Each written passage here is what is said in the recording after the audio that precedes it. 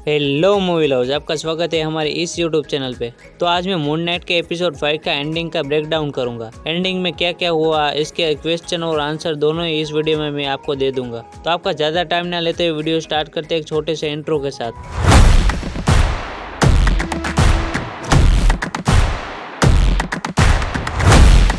Moon night का episode 5 बहुत ज़्यादा इमोशनल था। इसकी लास्ट एंडिंग इस तरह से आगे बढ़ती है जैसे कि कोई सवाल उठाती है। इस एपिसोड में हमें पता चला कि खोन्सू ने मार्क को क्यों चुना था। इसके साथ पूरे एपिसोड में मार्क की जिंदगी की ओर चलता है। अब हमारा पहला सवाल आता है कि क्या स्टीवन ग्रांट मर चुका है।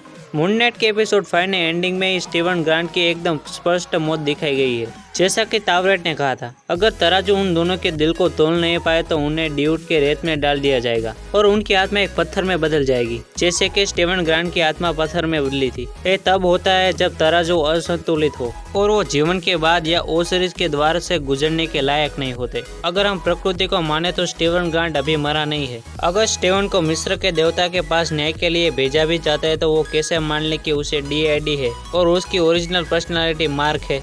अब हमारा दूसरा सवाल है कि क्यों स्टीवन ग्रांट को रिट्स के जगह पे जाने को नहीं मिलता। क्यों स्टीवन ड्यूट के रेत में खो जाता है जबकि मार्क को रिट्स के क्षेत्र में लाया जाता है। मार्क को रिट्स के क्षेत्र में जाने की ये भी बड़ी वजह हो सकती है कि उन दोनों में से मार्क ही है जिसे अपनी जिंदगी में खुशियां नहीं मिली। वो अपनी दो आइडेंटिटी को संभालता है। मार्क अपने भाई की मौत के लिए अपने आप को दोषी मानता है। साथ ही में खोन्सू ने जो उसे मून नाइट के बन के काम करवाता है, उससे कई सारे लोगों की भलाई हुई है। मून नाइट के एपिसोड 5 के अंत में मार्क ने अपनी यादों को स्टीवन के साथ बांट कर अपने दिल को हल्का कर लिया और अपने आप को माफ कर दिया और अपने पास्ट को स्वीकार लिया, और यही चीज थी जो उसे रिट्स के क्षेत्र में जगह दिलाने के लिए काफी थी।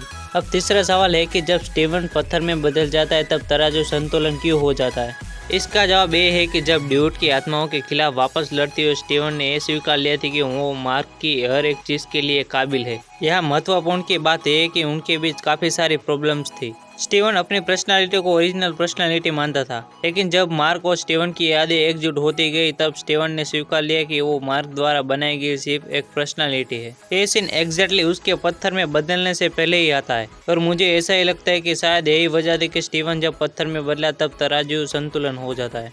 अब हमारा अगला सवाल है कि मार्क स्पेक्टर के आगे क्या होगा अगर स्टीवन मर चुका है तो। इस सीरीज में मार्क और स्टीवन की बहुत महत्वपूर्ण भूमिका है, लेकिन इस कैरेक्टर को ऐसे ही थोड़े मार डालेंगे। अगर आप देखो तो स्टीवन टेक्निकली नहीं मारा गया था, क्योंकि टेक्निकली मार्क का शरीर पहले ही मर चुका था और उन दोनों की आत्मा आफ्टर लाइफ के जाने के रास्ते पर थी।